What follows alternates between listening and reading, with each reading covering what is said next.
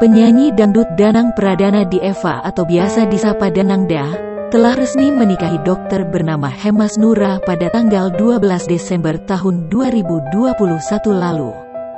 Akad nikahnya digelar di Yogyakarta dan dihadiri sejumlah artis dangdut ibu kota.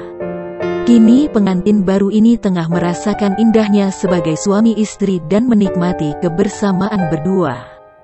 Sayangnya, kebahagiaan mereka terusik dengan komentar negatif dari netizen. Ada netter yang menuding pernikahan Danang dan Hemas hanya settingan. Atas tudingan ini, istri Danang, Hemas Nura, memberikan tanggapan santai.